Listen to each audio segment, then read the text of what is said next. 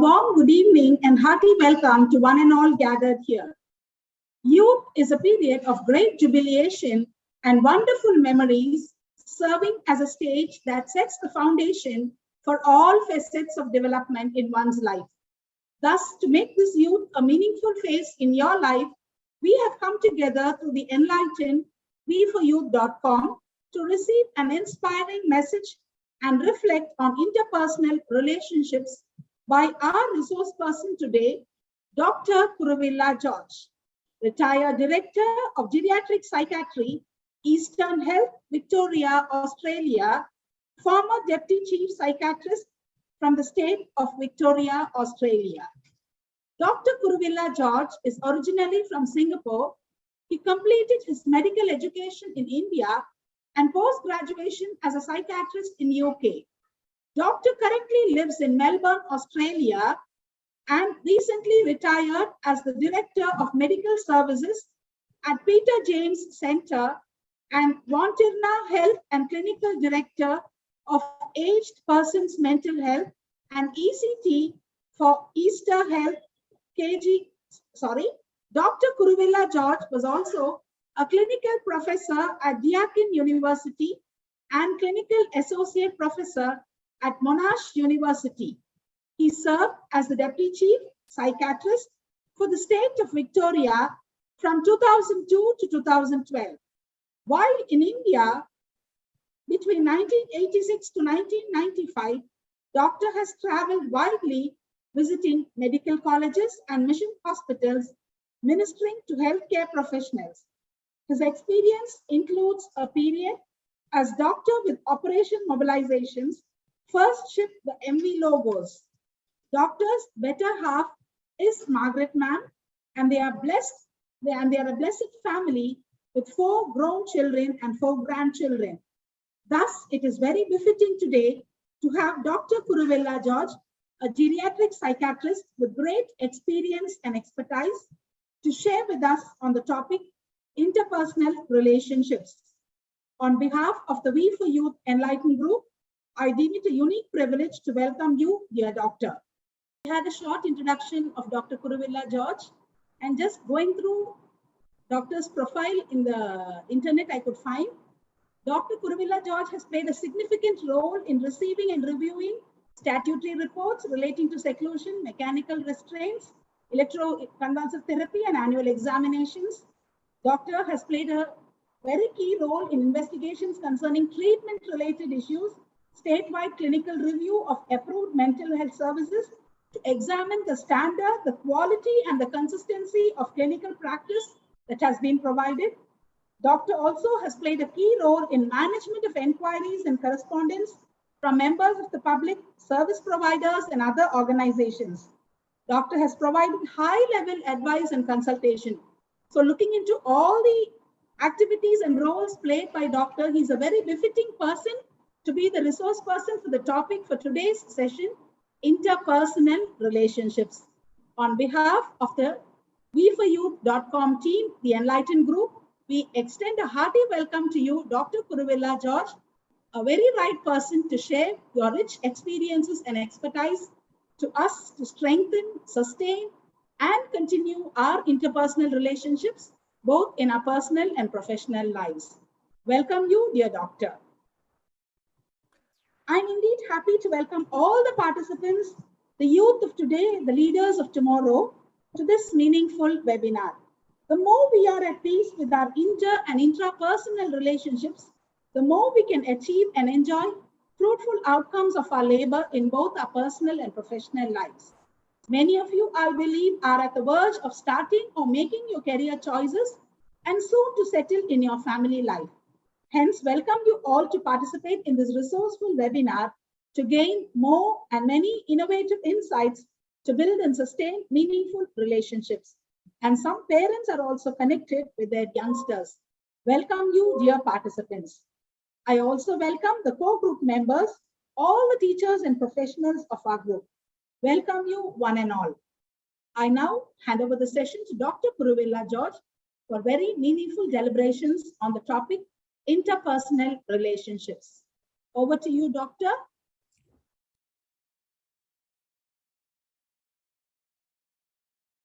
very much, Dr. Turin Martina. Thanks for the welcome and the introduction. And it's great to be with you. And I bring you greetings from Melbourne in Australia. It's quite cold here. You'll be very hot there now in May, but it's getting cold here. So yes, thank you for inviting me, and it's a pleasure for me to speak to all of you. So the topic, as you know, you've heard several times, is going to be interpersonal relationships. I'm going to share my screen and then we can, so interpersonal relationships. Sorry, yeah. As an introduction, a few statements. Man was designed, created to live in relationships. And if you read the Bible, you either have read it or heard about the story in the first book of the Bible, in the book of Genesis. It talks about God creating the world. And it says about God creating the world in 7 days, and in different days it did different parts of the creation. And at the end, he created man. Now, every day after what he had created, he looked at it and said, this is good, whatever was created. Remember, this is God talking, and he's saying this is good. It has to be. He is the sovereign Lord.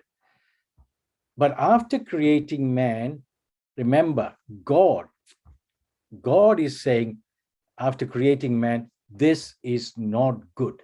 He's saying, this part of my creation is not good. It's not perfect. Why? Because man was on his own. And that's why he then, in the Bible story, it says that he put Adam, who was the first creation of him, of God, put him to sleep, took a rib, and then created Eve to be a partner. Why? Because God looked at his creation and said, this is not good for man to be on his own. So man was designed from the very beginning to live in relationships, not as an isolated being somewhere up in the Himalayas. He intended for us to be in relationships, and if we are deprived of relationships, we malfunction as human beings. So remember that. We are designed to live in relationships, and we are deprived of it for some reason or another, we malfunction. We are not fully human beings in the way that God has designed us to be. So relationships are important, and it is fundamental, whether it be at home, at school, at work, or play. We are constantly relating and in relationships with people. So they are key to our being, and it is very important. And at the same time, because it is so important, many of the problems that we face and challenges in our life are usually because and relationships, and stem from the area of relationships. I often say, personally, my personality is one. We all have different personalities, as you know. Every one of us is different. Is one that I can probably live on my own and be happy. But that is not the way, as I said, God has created me. And I can say at this point in my life that some of the most challenging parts of my life have not been my work life. Usually people come to me with problems. I try to solve them, and I enjoy doing that. Seeing patients who have problems. As a director of the service, people coming with problems, work has not been a problem. Other parts of my life, there are challenges, but the most challenging parts of my life have been my relationships. Relationship with my wife, relationship with my 4 children, bringing them up. Those have been the most challenging parts of my life. But also at the end, they're challenging, but it also gives you the most rewards. So areas of relationships can be challenging, whether it be family life, work life. Again, very often I used to say to colleagues that I work with, is the patients are the least of the problem. Very often it is the people that you work with that can be challenging and causing problems. A church life, there can be challenges, social life. So even though that we are created to be in relationships, many of the problems and challenges in our life are often from relationships. So relationships are there important. God created us for relationships. How do we develop relationships? How does this happen? Relationships begin in the home. That's where it starts. And relationships start from the time of birth, or even before, I would say, even from the time of conception. Here is a little infant growing in the mother's womb. The relationship begins there with the mother. And it is important, and that's why it is important that the mother has, during the time of the pregnancy, even at that time, being positive in her attitudes. Some of the things that she talks about, we think that the infant can't hear. They can, and they do have stimuli that's going into them as they are beginning to develop. All these things make an impact. And we know from studies that women who have gone through a lot of stress and trauma during their pregnancy, that has an impact on the infant or the newborn baby and the child as they grow up. That even when they have been in the womb, things that have happened in their life begin to have an impact. I, as you heard, am a geriatric psychiatrist, working especially with people over the age of 65. And you would think that at that age, it doesn't matter what has happened in their childhood days, but you'll be surprised. We take a full history and we start as far back as when the person can remember, even if they can remember about their conception, because all the things that have happened in their life from that point begin to have an impact in this person's life. And what we see now, maybe they are in their 70s or 80s, is a product of what has happened all these years from the very beginning. So from the time of birth and even conception, what is happening has an impact. The child has to develop a self-image. And that is very important. To develop good relationships means that you need to have a good self-image yourself, and a sense of security and belonging in the home first. That's where it begins to develop, where the parents give that security and a sense of belonging. And problems that so that's why it's the importance of parental acceptance of children from that young age. And if there are problems at that time, it leaves a lasting impact on the person's self-image. You heard that for 9 years, I worked with an organization. A lot of the work was with medical students. And I have come across so many medical students who used to come to talk about problems that they have had. And when you talk to them, problems that they have had about accepting themselves the way they are, their self-image. And you talk to them, you begin to realize it has started from when they were children. Because there hasn't been that unconditional love. Let me give you an example. So problems at the developmental stage can leave lasting impacts. Let me give you an example of an Indian family, all right? So here is a child, a newborn baby that's born, and here come all the relatives to see this newborn baby. And the first thing that they look at the baby and say, oh no, not another female child, not another girl. My goodness, what problem that's going to be. You have to get them married, they're going to be a problem around your neck. So the little girl, even before she is getting to know, she is already growing up in a family where it's felt that they're second best. The family really wanted a son and not a daughter. has come, so we are just accepting, but we really needed a son. And the next thing that the people will look at the baby and say, oh no, so dark. Where has that color come from? The mother is not too bad. The father is quite fair. So the girl's color must have come from the father's mother's side. And the girl is now, this little girl is dark. Color complex. Why I haven't understood why we as Indians, we are always wanting to be fair.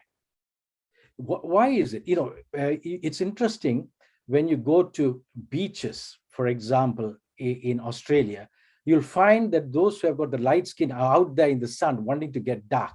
But if you see Indians coming to the beach, they'll all be looking for a shade under the coconut tree or under the tree because they don't want to get darker than what they are. Why are we so worried about our color?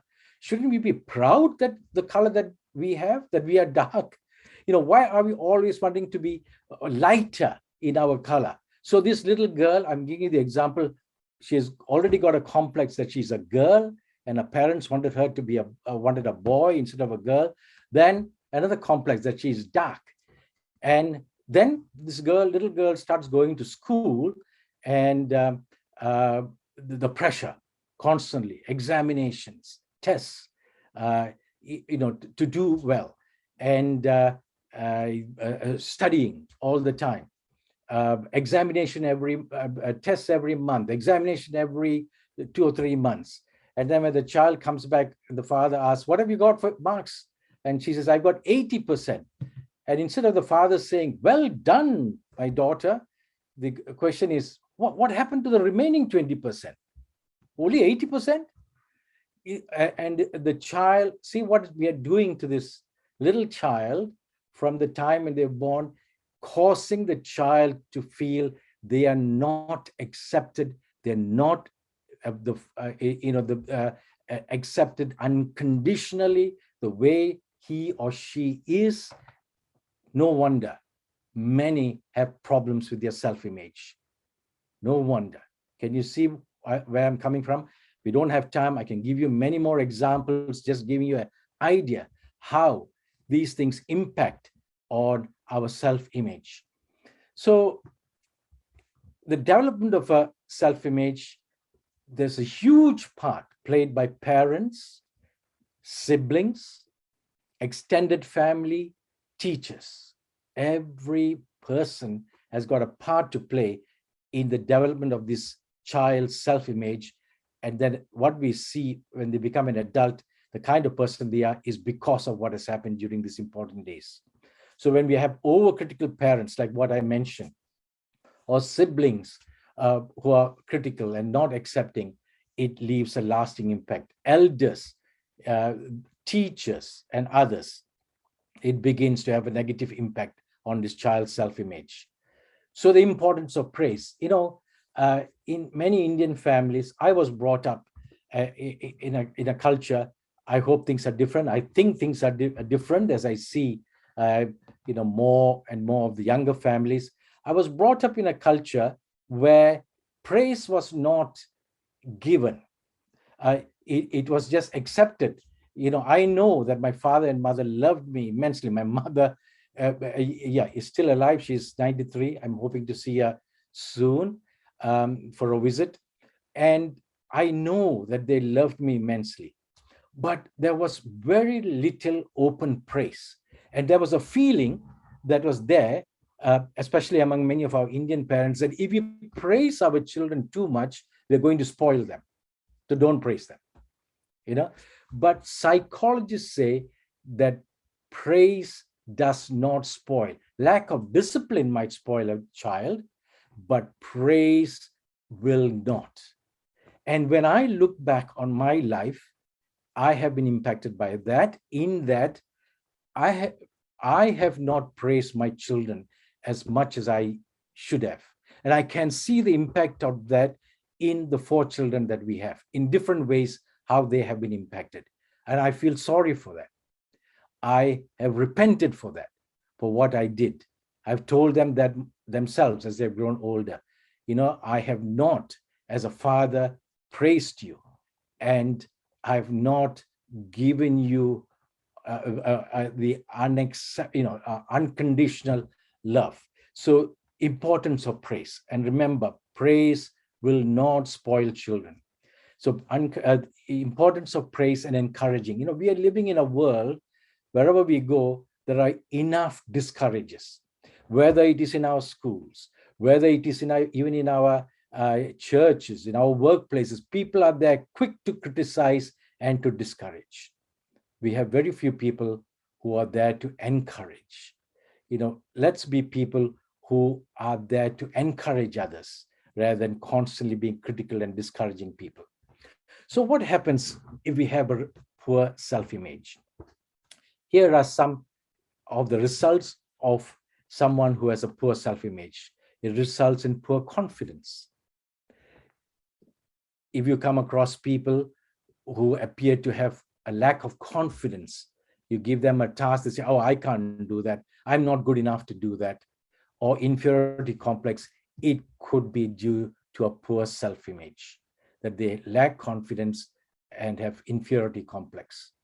I'm sure we all know people like that you have come across, your friends, your neighbors, your own family members who suffer from that problem.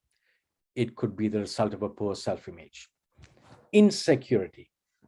People who are very insecure, all the time they need someone else to be telling them, and giving them security, because they're so insecure, because of their childhood days, they have had a poor self-image. Extreme shyness. Now, remember, on the whole, we Indians are shyer race compared to the Westerners.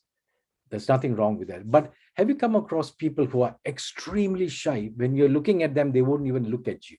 They'll be looking away. They find so threatening. The extreme shyness, that could be the result of a poor self-image. Bitterness against other people. It could be the result of a poor self-image. All the time feeling bitter, angry people. Anxiety could be a result of poor self-image. People who are extremely anxious, this could be one of the reasons. I'm not saying the only reason for anxiety. There are many, many causes, but one of the reasons could be a poor self-image. Depression is another problem that could happen as a result of a poor self-image. People who are not happy, not accepted themselves, they become people, unhappy, miserable people. Relationships can get affected when we have poor self-image. Relationships with other people. Why? Because if we feel that we are not good enough, we are not lovable enough, that's the way I'm feeling. I don't feel I'm worthy of being accepted by someone else. I'm not good enough. I'm not lovable enough. Then immediately in relationships, what we do is we form a barrier. We construct a barrier in developing relationships because we feel frightened that the other person is going to find me not very attractive. So we build barriers among ourselves, around ourselves, which does not allow proper relationships. Cannot accept that others will like them. And so, as I said, barriers are erected as a result, resulting in difficulties in relationships. Then people who are very critical. Have you come across people like that? Oh, I have. Many people who are critical. That could be a result of poor self-image. So they project it onto other people. Their self-image problems, they become critical of other people. Envy. Why should we be envious of other people? We should be rejoicing that somebody else is doing good.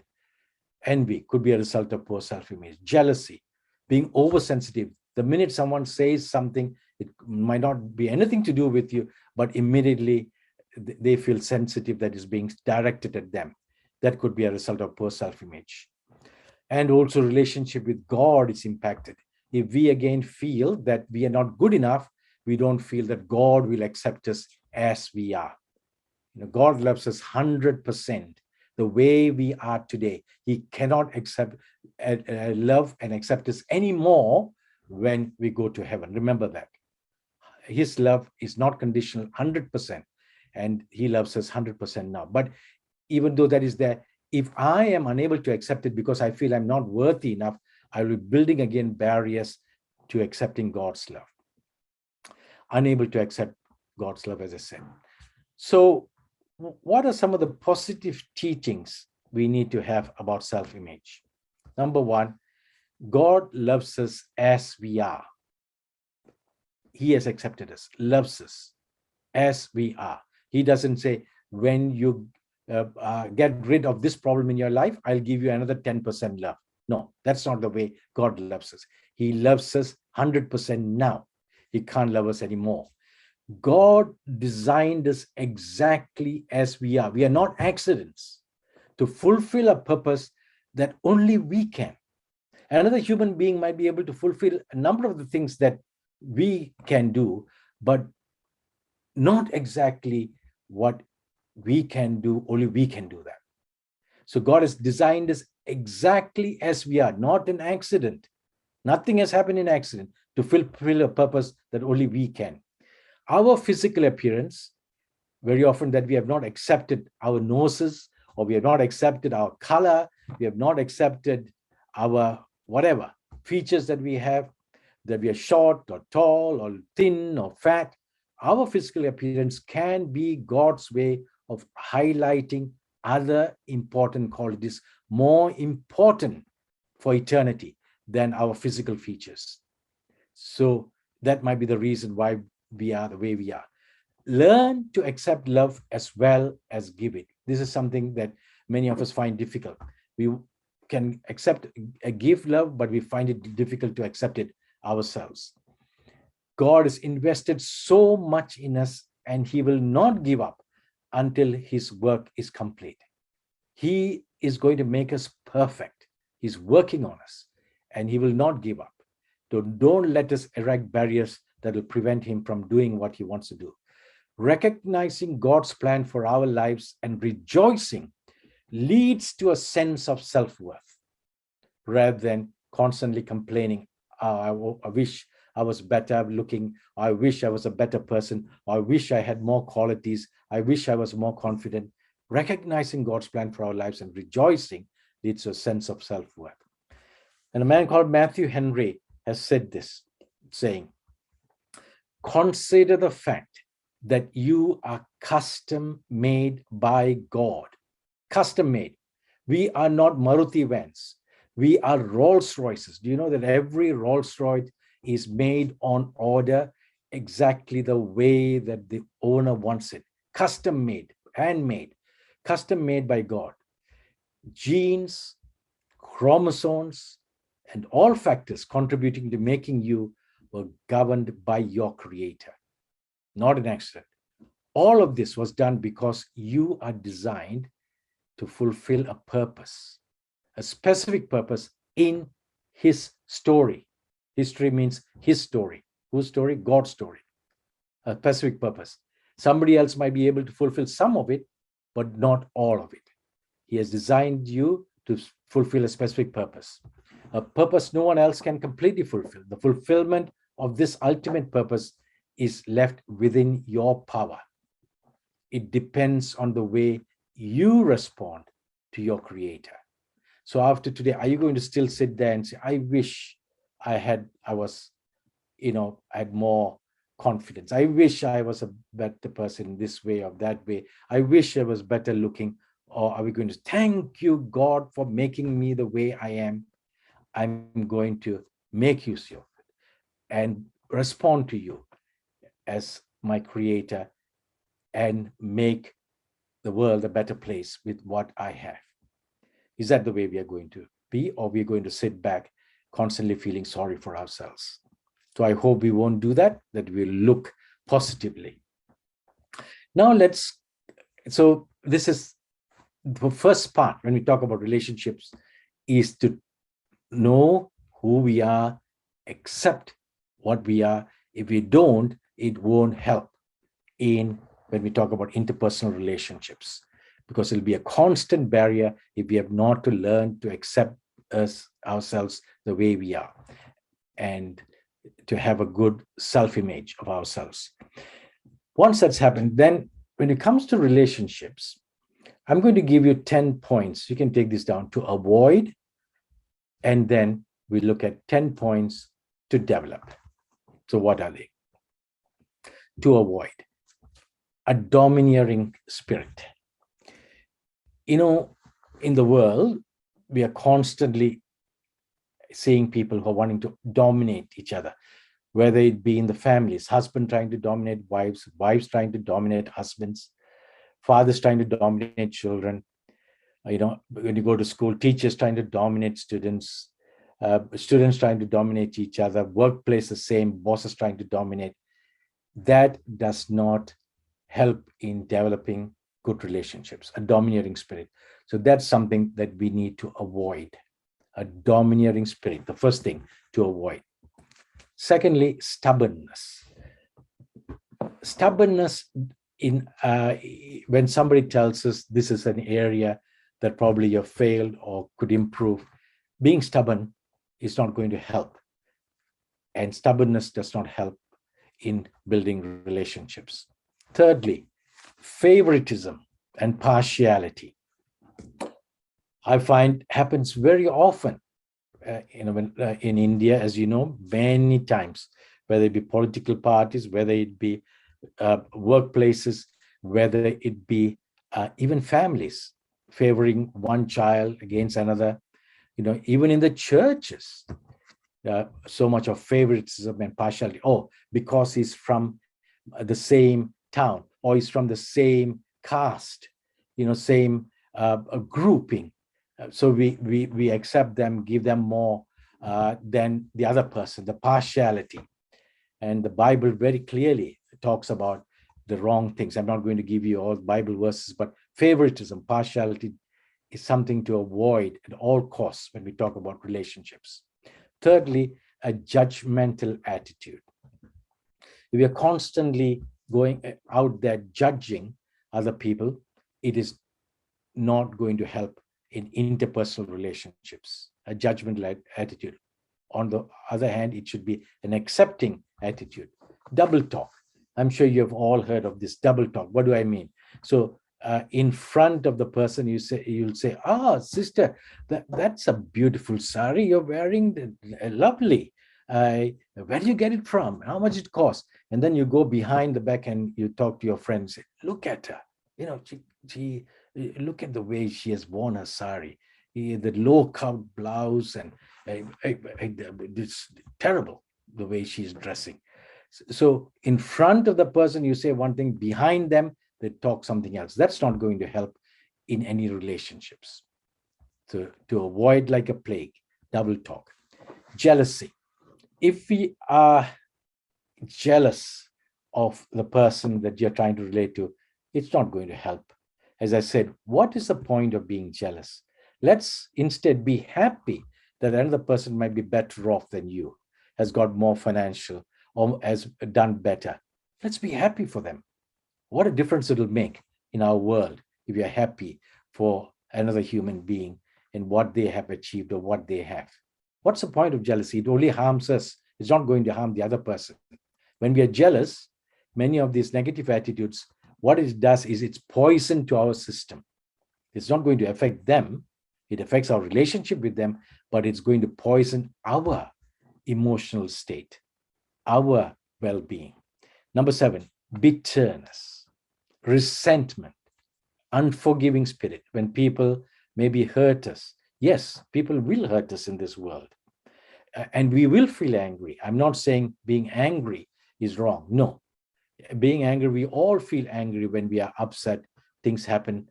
That's natural, and we are emotional beings. We are human beings made with emotions, and we will feel angry, we will feel sad, we will feel upset. But what I'm talking here is that anger, what we need to do is do something positive about the anger. Talk to the person and say, what you have done has upset me, you know, or let something come out of that, rather than keeping that anger within ourselves. What happens then? It becomes bitterness. It turns into more and more. You think about it, you become bitter people. Bitter people are not attractive people to be with. And then it becomes resentment to the other person and an unforgiving spirit. all these are things to avoid when we talk about relationships. Human beings will hurt each other. That's natural. Husband hurts wife, wives hurt husbands. As I said, parents hurt children. That's going to happen as long as we live in this world. But that's going to happen, is reality, but we have to deal with it in a positive way, that positive outcomes can come out of it, rather than leaving it as unforgiving spirit. Tactlessness is another thing that we should avoid. When we want to say something to a person, we want to correct a person, give advice, we can do it in two ways. We can do it in a tactless way that's going to immediately make that person defensive and affect our relationship, or do it in a way that's going to be positive. It is not what we say very often that matters, it's the way we say it that makes a difference. The attitude by which we say it, people can pick it up straight away. And that is something to be avoided. When we have to speak the truth, we have to correct people, do it out of love. Number 9, avoid disputes and arguments. That often just leads to relationship breakdowns when we are going to have differences of opinion, but don't let it lead to disputes. And avoid using people for security. You come across people who they, because of their low self-image, then they use human beings, others, for their security, and this does not help to develop healthy relationships. To avoid that, our security should be God, not another human being. We are not dependent on another human being for our survival. It's God and God alone. When we begin to use other human beings, then it becomes unhealthy relationships. To develop, what are some of the things that we need to do? Develop good relationships. See people through God's eyes. We can look at human beings and say, this person is attractive, unattractive, they're big, they're small, they're fat, they're thin, they're dressed well, they are not dressed properly, they're dark skin, fair skin. That's the way we look at human beings. See people through God's eyes. What is God doing in this person's life at this point in time? What can I do in partnership with God to fulfill what God wants to do in this person's life? Accept others as they are. One thing that I've learned in what I say, some of the lessons in later half of my life, is that we cannot change another human being. We're just wasting our time. As I said, husbands are trying to change their wives to the kind of dream wives that they have always dreamed having. It'll never succeed. Wives are trying to change their husbands to the husbands that they wish that they had. It'll never succeed. Parents are trying to change their children. Now, we are all in this business of changing other people. It will not work. Let me tell you, at my age, a late lesson, it won't work. We are wasting our time. It's going to disrupt relationship. Accept others as they are. Accept them and work with them. Be alert instead of trying to criticize. Be alert to the needs of others rather than finding faults. What is this person? Is there a need that I can be involved with? Be quick to apologize. I am sorry. They say that one of the important words that we should have in our vocabulary for good relationships is I am sorry. We're going to hurt people all the time. It's going to happen in our normal life, in our normal relationships. Say, I am sorry. We don't have that very much in our Indian vocabulary very often. I am sorry. How often do you hear that being said? Another word that we often, I'll come to that, a sense of humor.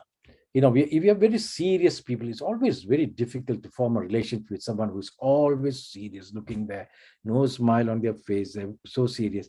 It's difficult. You don't even feel like going and talking to that person. Have a sense of humor, being able to laugh at yourself. It's an easier person to relate to. Be courteous and well-mannered and say thank you. There's another vocabulary word not very often heard in our Indian vocabulary languages is thank you. we say thank you. How often do we hear that? You go to a lecture, a lecturer gives you a good lecture. How often do we go up to the lecturer and say, thank you very much, professor, for your talk? We'll say, that's his job. He's being paid for it. So what? He has spent time preparing it, delivered a good lecture. Let's do that. How many times do we go to church? There's a minister who has given a good sermon. Do we go up to him and say, well done, minister, thank you? How often, when your mother has cooked a good meal, do we say to her, thank you, mom? Do we say that? We think that is a bad thing to do in India. That's a duty of the mother. Why should she's going to feel bad if I say thank you? No. We need to be courteous and well-mannered. When we were in India, we were living in Ooty because our children needed to go to a mission school. And I used to go, because of my job, I used to post a lot of letters, write letters. At that time, there were no emails, keeping in touch with people. I used to go to the post office almost every day. And there was a woman there at the post office who looked so, like some of our public servants. Her face was so serious. And then you ask her for some stamps, she will just give you the stamps and push it to you, no smile on her face. So this used to happen. And then if she did that, I used to say, thank you. Suddenly she pricked up, thank you. And then the next time I went, I said, thank you again. To the point, she then, when I went, she used to smile. And then at the end, towards the end, she would even say, oh, come in here, into near the office, and you can do what you want to do there. See what a little word like thank you can do to break barriers. Empathy. I'm sure you've all heard of these terms, sympathy and empathy. What's the difference? Sympathy, it says, is feeling sorry for another person. So somebody is going through suffering, going through grief, going through pain. I feel sorry for them. That's sympathy. Empathy is a bit more than that. Empathy, it says, to feel like the way the other person feels. So there's a saying in English, to be in the other person's shoes. To begin to think and feel, how is that person feeling at this point in time with what is happening to them? That is empathy. So it's more than just feeling sorry, but trying to feel the way that person is feeling. So to develop good relationships, we need to have this sensitivity, to be empathy, to have empathy with other people. Patience. Patience need to be developed, I say, in bucketfuls when we are dealing and we're trying to develop good relationships. Patience will be tested again and again and again. We need to develop patience in bucketfuls. Communication. The art of communication. We look in the next few minutes a bit more about communication. To be able to communicate properly is very important when we talk about relationships. Now, relationships, remember, can be painful. It can be very painful. And we can say, it's too painful. I'm not going to get into this, because it just keeps hurting me. It's not worth it. But relationships can be painful, but it is worth it. Remember that it is worth it. And we have been created to be in relationships. We are half human beings if we are not in good relationships. So when we talk about relationships, we need to also talk about communication. What is communication? Now, there are two terms that we often use and you often hear being used. That's hearing and listening. And very often people use the terms hearing and listening interchangeably. That's the same, but it's not the same. Okay, so here is definition. Hearing is a term used to describe the physiological sensory process by which auditory impressions are received by the ear and transmitted to the brain. So what do I mean? So you're sitting there in a class, telephone, somebody's mobile goes, you hear it because the sound waves send it across to your eardrum. The eardrum vibrates, and then that is transmitted by nerves, has nerve impulses to the brain, and the brain picks it up and you can hear what has happened, whether it's a voice or a noise or whatever. Hearing is accidental, it's involuntary, it's effortless, as you can see there. So it happens automatically. Whether we like it or not, what's happening around the world, there are so many noises that are happening. Even when you are sitting in your room, there'll be so many things happening, but you might not be consciously giving attention to that, but it is all being transmitted to your brain and being recorded in your brain like a tape recorder. Everything is recorded in your brain. That is hearing. It's automatic. It's a process that's going on. Whether you're aware of it or not, all the noises are going up into your brain. That is hearing. But listening is more than that. It is not just a physiological process. It is a psychological, a complex psychological process involving selection, interpretation, and understanding of the significance of the sensory experience. So when somebody is saying something to you, it's a psychological process. You not only hear the sound, but you select the words that the person is saying, try to interpret it and understand what is being said. And that is listening. It's focused, as you can see in the box there, voluntary. It's not involuntary, because you're making a decision that you want to listen, and it is intentional. That's the difference between the two. Okay. So for good relationships, it is listening that is important, not just hearing. So what is involved in effective listening? Number one, good eye contact. When somebody is talking to you, look at them in their face. How do you feel when you're talking to somebody and that person is looking everywhere else, to the person coming out of the class or a person talking away somewhere? You're talking to them and they're looking everywhere else around apart from you. Immediately you feel this person is not really interested in me. Why should I go on talking to this person? So effective listening means good eye contact. Look at that picture. Good eye contact to the man that is speaking there. Empathy. We talked about empathy. Wanting to understand what this person is saying. He or she is talking about something. I want to really, genuinely, really understand what he's exactly saying here. That means I want to be in that person's shoes to understand what is going on. Avoid prejudgment. When the person is speaking, instead of immediately passing judgment, oh, he's saying something that's wrong. He's saying something which is not correct. He's saying something which is bad. Avoid prejudgment. Listen to everything that the person is saying and have a positive attitude that I want to understand that person. I want to listen to you, and the person will begin to talk. And then after that interpretation of what has gone on in your mind, you begin to interpret what this person was saying, what is it all about, and what exactly is behind what this person is saying. That is effective listening. 5 things there, if you want to take it down. Good eye contact, empathy, avoid prejudgment, positive attitude, and interpretation. Now, here are a few. I'm going to go through quickly here rather than taking a lot of time. Effective listening means I will understand, then judge. I will suspend judgment, postpone evaluation, defer closure until the other feels heard. I will not fill in the gaps with my ideas. I will listen to you, not to my improvements, my embellishments, or my supporting idea.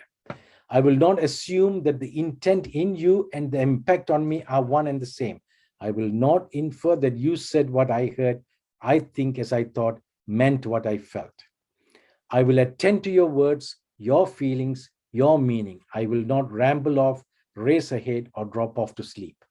I will listen to your whole message, even if I would rather not hear it, see it, consider it. I will avoid wishful hearing. I will neither use my ears to hear what the heart wants to hear, nor the mind to filter what the head will need. I will test both your meaning and my meaning until they meet. The content of your words is yours. I want to discover it. The word is a package. The meaning is the content. I will listen to your full statement without using your time to push my response or prepare my arguments. I will not be afraid to listen, to learn, to change, to grow. The listener is not inferior, the speaker is superior, each enriches the other. I will respect your right to be equally heard. I will claim my right to be equally heard. And it's written by a man called David Oxberger in Caring Enough to Hear. Now, when we talk about communication, also something very quickly, there's what's called levels of communication. And here you can see that it says, so at the lowest end is what is ritual and cliche. So this is what we often do when we meet someone for the first time, or some friends will say, hello, how are you? What's your name? That's cliches. We don't even have to think twice. The words come out of our mouth. How are you? We're not even wanting to listen, but it comes out automatically. How are you? What's happening? The next is facts.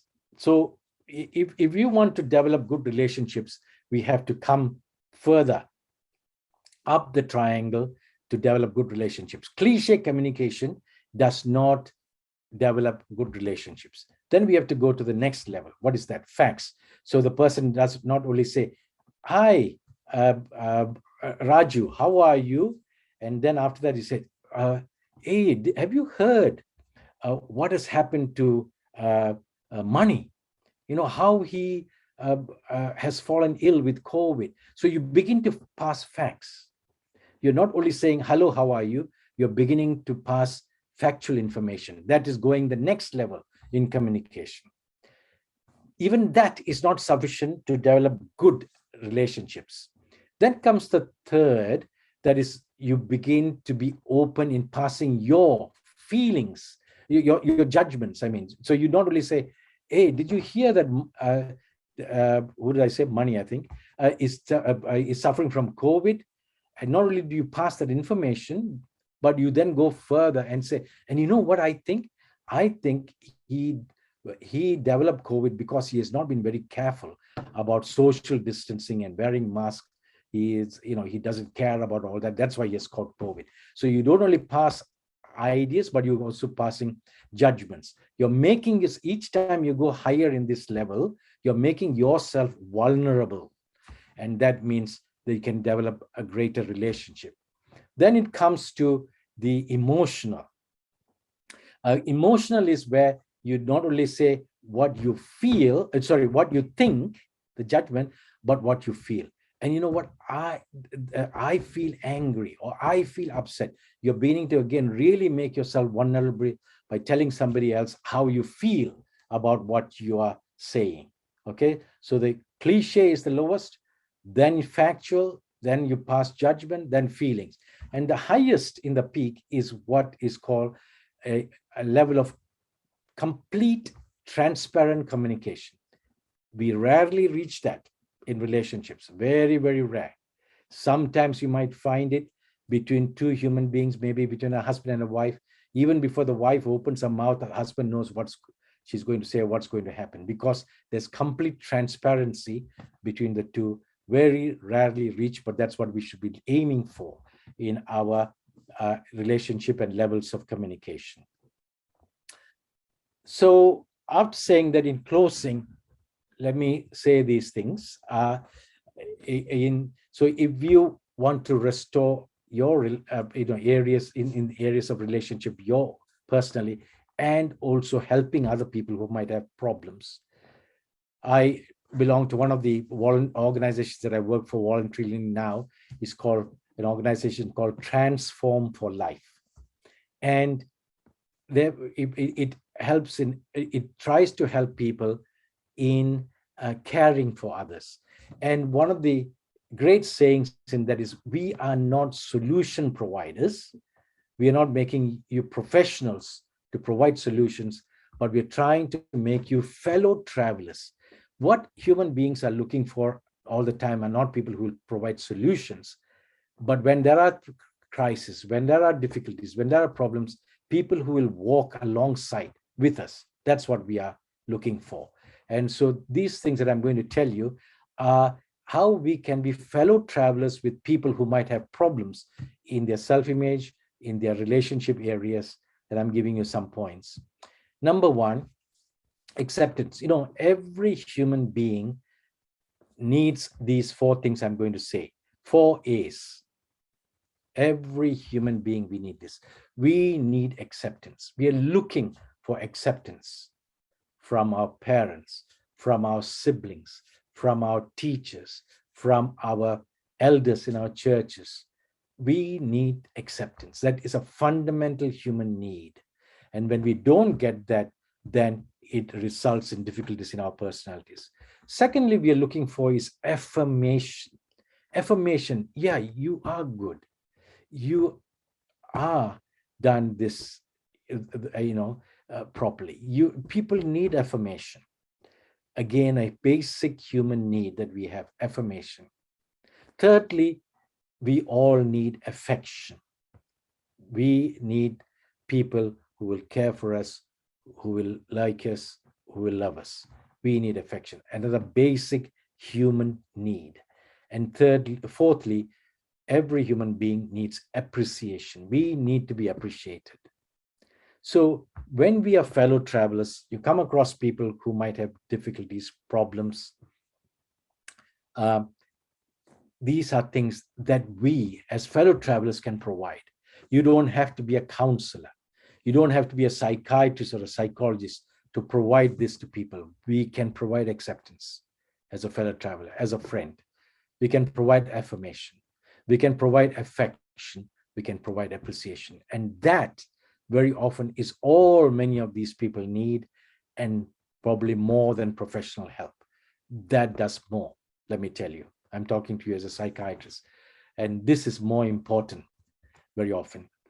And that, when we begin to do that, it begins to develop trust in our relationships. When we begin to provide acceptance, affirmation, affections, it begins to develop trust in relationships. And generating trust and confidence in each other is key when we're talking about relationships. And what does that do? Trust begins to produce openness. When we begin to trust another human being, we begin to feel more open in sharing things with that person. Trust generates openness. And what does that do next? Openness leads to sharing. So when we begin to be open, we feel like sharing our thoughts, our feelings, our innermost emotions. We begin to share. And what does that do? And that produces healing. Sharing leads to healing. So look at that in relationship. When we begin to give those 4 A's that I'd looked at before, acceptance, affirmation, affection, appreciation, what tends to happen? Trust develops. When trust develops, people become more open. When openness happens, there's more sharing, and sharing leads to healing in many of these areas, whether it be our self-image or problems that we have in the area of interpersonal relationships. So I'll close that for there, and just with a quote by Dr. John R. Matt. He says, "Rule by the heart. People are reached via the heart. There is no substitute for love and kindness and sympathy." Rule by the heart. People are reached via the heart. There is no substitute for love and kindness and sympathy. So we'll leave it there. I'll stop sharing. Oh, it's a beautiful picture that I've got from the backwaters in Kerala, where my mother actually was born there. And I think what a peaceful place. Yeah, and God bless you all.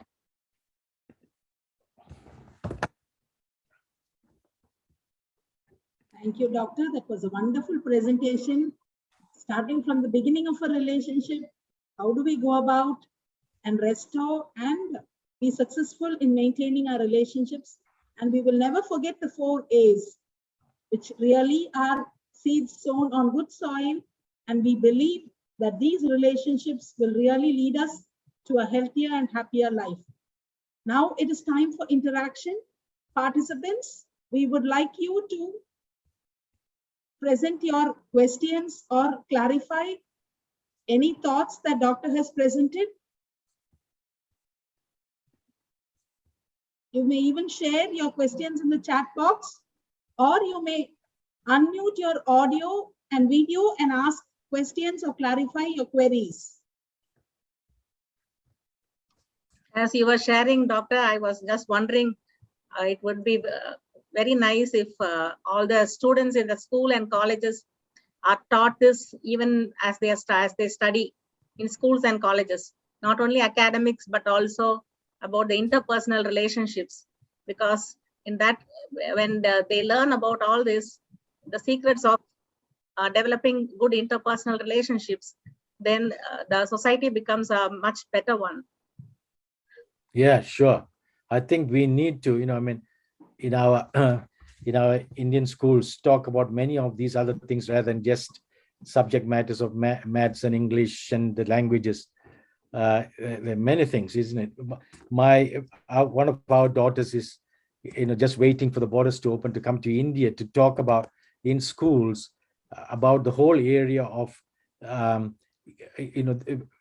problems we have about how girls are treated, and she has got a passion for that, and to try and teach from very young to respect each other and to respect. Yeah, so there are many things like that that we need to be teaching in schools. I absolutely agree. There are a lot of comments in the chat box, Doctor, telling that thank you for sparing your valuable time. And the webinar was very informative, and they had come to know many things about this topic. There was a lot of clarity in your presentation. One small doubt that I have, Doctor, maybe the trust that we build in the initial stages of the relationship makes it a strong foundation for the relationship to last long. So can you give us some suggestions of how this initial bond of trust can be built, be it among friends or partners, in business or in family life?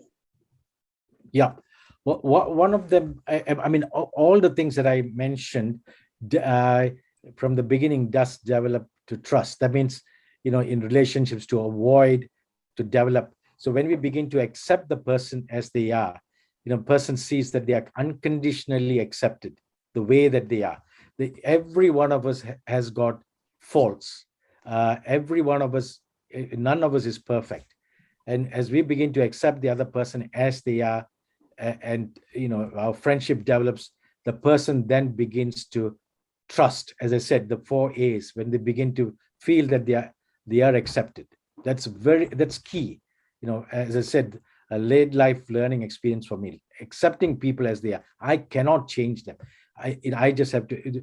The only person who can change is God. Let God do the changing if there is any changing.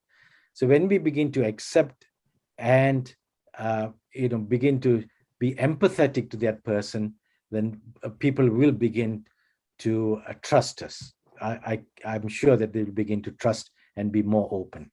That's my feeling. Yes, Doctor, totally agreeing with you. Is that bond of trust will really set a good tone for the relationship to last long. Thank you, Doctor. There is a question in the chat box from Dr. Sheila Christopher. How can relationships be built among this wired generation? In this techie generation, yes? Yeah, because everyone is chatting away through Facebook and is that what the virtual is that what the question is, I presume? How can relationships be built among this wired generation? Wired, so is that what wired generation means? I wonder that people are more talking on their telephone and yes. Yeah. Well, it is more difficult. It certainly is much more difficult, and it's sad that you can see young people sitting around a table during lunchtime. They are all on their own phones, looking at their phones rather than talking to each other. That doesn't help in building good relationships. But hopefully, the person that they're chatting with on the phone or on Facebook or whatever, they are hopefully they are developing relationships. I mean, I agree that it's much more difficult when there isn't that face-to-face. And you can see that over the past 2 years with the COVID, the amount of young people who are expressing even suicidal thoughts and ideas and depression has grown significantly during these 2 years, where there has been less of that face-to-face contact. Schools haven't been functioning, and everything has been on virtual platform. So you can see the disturbance. I mean, here in Victoria, they are throwing more money into helplines now that things are opening, and realizing what an impact it has had this past 2 years has had on young people. So yeah, I can see that the similar thing, it may be in a slower way, but it's this because 2 years that happened was very sudden for people's life, and we've been able to see the effects of it. But what you're saying about is wired generation, maybe the impacts are going to be seen in the longer term, that there might be lots more difficulties in interpersonal relationships. That's my feeling as a result of that. Yes, thank you, Doctor. Many of them have shared their thoughts that it was very valuable. It has helped them a lot. The session has been very useful to them. And one person has also shared that it was a valuable thought given by you, asking us to develop our relationship in God's way. Yes, to see through God's eyes.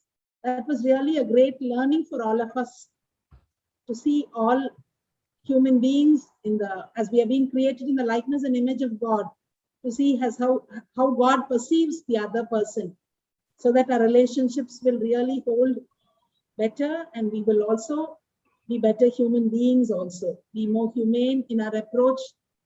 And the last quote that you gave was very, very interesting. Yes, where relationships are built from the heart, that really matters a lot. Yeah, thank you. Any other suggestions or comments or questions? They say it was a very nice topic. Doctor said that in order to develop a good relationship, we need to have bucketfuls of patience, and mostly people have drops of patience rather than bucketfuls of patience. And I really like that, because patience is very important to develop a relationship, and I'm happy that you gave importance to that. Thank you. Yeah, and the person who will test the patience most is the person who is closest to you, that I find. The closer you are in relationship, your patience will be tested.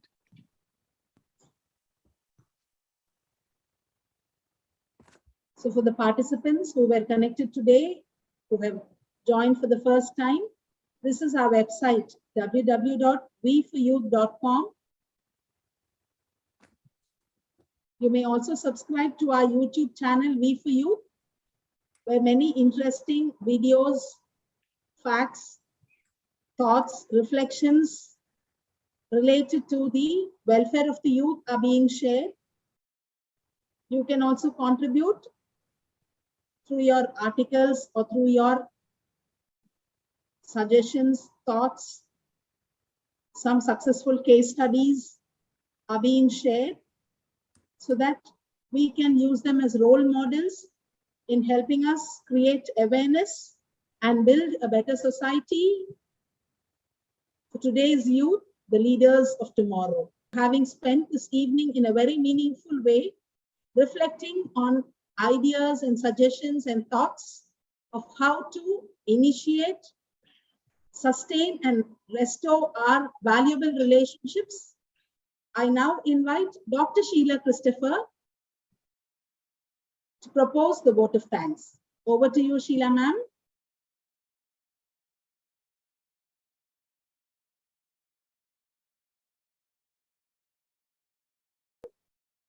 Yes, children. Thank you so much.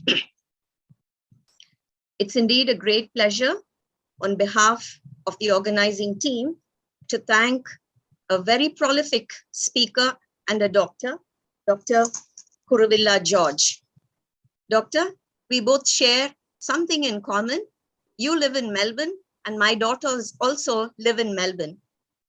Like a student, I took down the entire notes because I thought they were very valuable.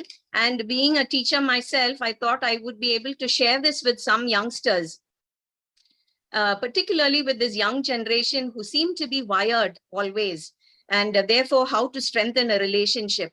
I was reminded of a picture that I saw a couple of months back, of young people, of all the grandchildren visiting their 80-year-old grandmother. And the grandmother is simply sitting and looking at each one's face while these youngsters are all glued to their mobile phones. So such is relationship at these times. So we take home a valuable lesson from Dr. Kuruvilla George.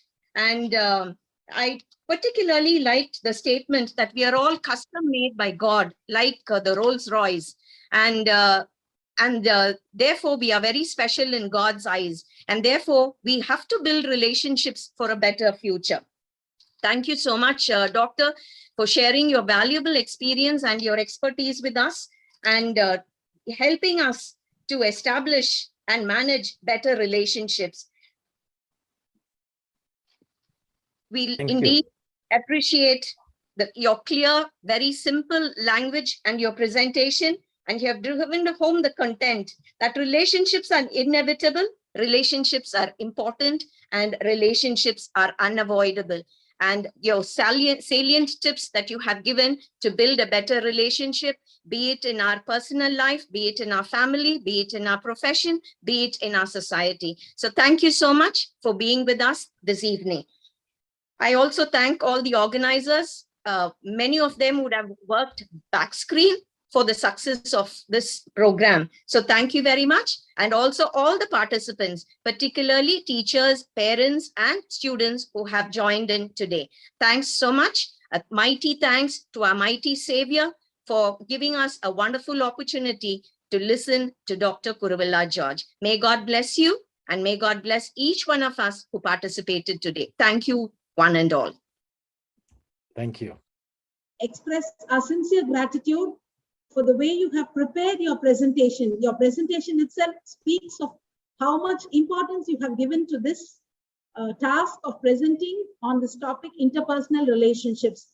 The pictures you have chosen, the way you have developed on the content, really every message that you had shared today was very meaningful and was very relevant, and it was so content specific that even though we are of whatever age it may be, starting maybe from the youth, maybe the early 80s or the middle age or the later late adulthood, or maybe even if it was for old age, you had shared tips and you have given us strategies that will really help us build our relationships and restore them and help us lead a very meaningful life in today's context. So we face a lot of challenges, and being in an institution with the higher education, where we meet a lot of youngsters daily, when we listen to their stories, when we listen to their personal experiences, their sharings, we feel that this topic is of great concern, and this aspect of interpersonal relationships, as Ms. Angel rightly pointed out, has to be taught rightly from school, so that it will help us build these relationships at a very early age, so that we really learn how to choose the correct friend, or get into the correct form of a relationship, so that we sustain. And your aspects that you have shared, really accepting people as they are, affirming the relationship, sharing the bond of love, building trust, and ultimately, yes, we only look out for good relationships in this world that we are living in. So that aspect you have made us ponder and think, and you have given us such a lot of strategies, where especially you have spoke about the aspect of communication, which is the real barrier, I feel, to building relationships today, because there is a lot of miscommunication, or we do not communicate properly, which ultimately brings about a great challenge in the relationships that we encounter in our day-to-day life. So that aspect of effective interpersonal communication, I feel, can really form a strong basis and a foundation for building all our relationships, be it in our personal or professional life. I think I forgot to start my video, and that aspect of maintaining eye contact, which you said, is really a wonderful, wonderful strategy, I feel. Yes. So when we are in the bond of relationship, when it is a true relationship, a meaningful one, that aspect of maintaining eye contact, accepting the person as they are, really will go a long way. So I think there were more than 100 participants connected today, and it would have really been a great eye-opener to everyone.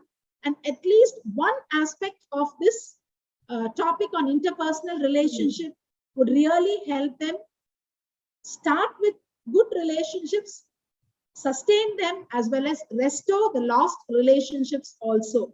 So thank you, Doctor, for this very meaningful session. Despite your busy, hectic schedule and being miles far away, you were so magnanimous to accept our humble invitation and be with us, spending this evening in a very meaningful way. And as I already told you, we promise and we believe they are seeds sown on good soil, and every relationship that is about to sprout will really spread fragrance of happiness, joy, peace, love in every relationship we encounter in this world we are blessed with. Thank you, Doctor, for your wonderful sharing and reflections that you have given to us. So on behalf of the we4youth.com, we render our sincere gratitude for sharing your thoughts, and we assure you we will build greater and stronger relationships. And every time we encounter a little struggle in our relationship, surely we will be reminded of your nice thoughts and tips, which will really patch up and bridge the gap and help us live more meaningfully in every walk and talk of our life.